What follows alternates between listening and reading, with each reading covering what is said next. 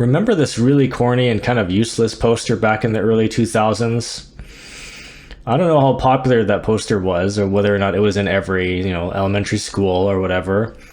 But that's what I thought about it when looking at it when I was about grade 6, so 12 years old. But amazingly, it wasn't for another 12 years later at age 24 when I would finally and completely understand this concept, what it means to be yourself. So I think that's a real shame because this poster could have worked on me a lot sooner. So first off, I think even by grade 6, many of us have already heard the phrase be yourself and have been encouraged numerous times by our parents or teachers. So I knew that this was generally viewed as the best way to be. But as life progressed and I got into high school, that's when the philosophy of being yourself would seriously put me to the test and challenge me the most in my life. Now, the thing I want to point out about this poster is that it doesn't give you any incentive or explanation, and that's exactly why it didn't have any effect on me. It never did, really. It just reminds you something that you probably already know, something you've already heard, probably. So going back to my experience in high school, I had to deal with criticism like never before, because this is also the age at which kids start experimenting with romantic relationships. And if you're watching this and you're currently in high school, you should be aware that this is the most fragile period of your life with regards to self-esteem. Even before the teen years isn't as bad. So this is the time of your life when being cool, being normal, and fitting in is the most important thing to you, and everyone around you is perceived as a potential threat to your self-image. So I'm here to tell you that it shouldn't be that way. Now let's move forward to age 24. By age 24, I thought I was past the self-esteem issues. By this point, I had been myself for many years now. I had managed to stop caring about a lot of petty criticisms from high school and other criticisms more recently, and I didn't worry too much about my everyday mistakes, but still, something significant was missing from this be yourself practice. And what that thing was owning myself. See the difference there? There's being yourself, and then there's downright owning yourself. And this is adult level maturity. So what was I missing? I still cared what people thought of me, even when I wasn't doing anything morally wrong.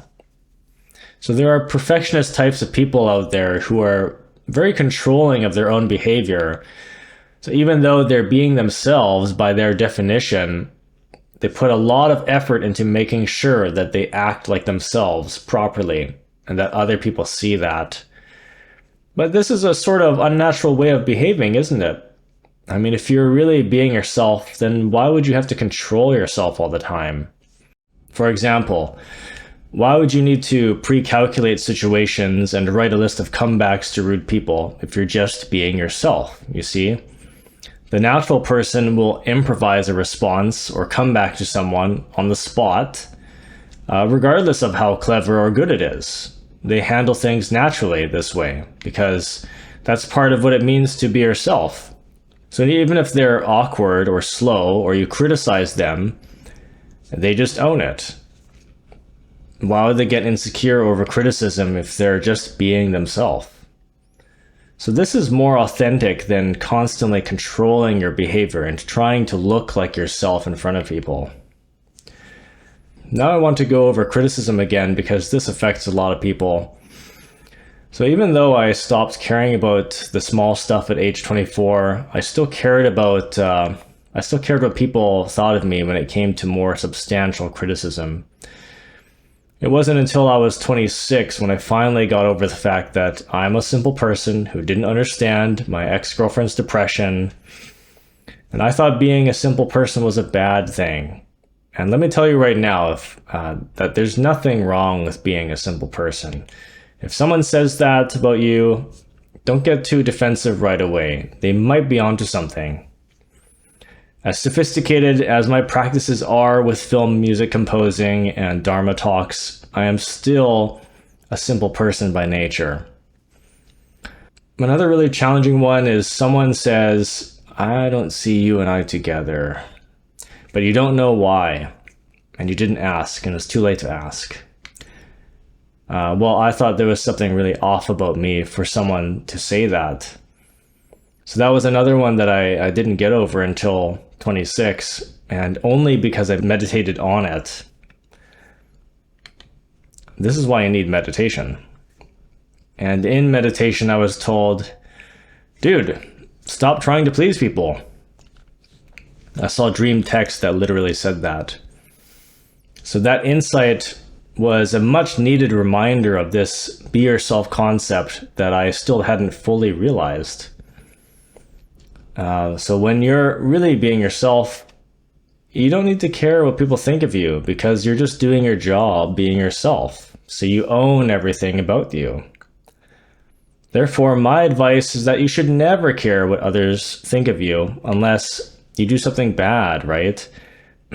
Now I'm giving you Buddhist advice. And what are the bad, shameful, immoral things? These are the 5 precepts. Lying or speaking abusively, stealing, harming or killing, and abusing temptations, abusing substances, or abusing sensations. In other words, acting like an impulsive animal instead of a civilized human. One set of behaviors is undignifying, and the other set is virtuous. But all else we care about is just weakness and insecurity, approval seeking, and dependence. And for the guys, being insecure is a cosmic feminine trait. So you don't need that.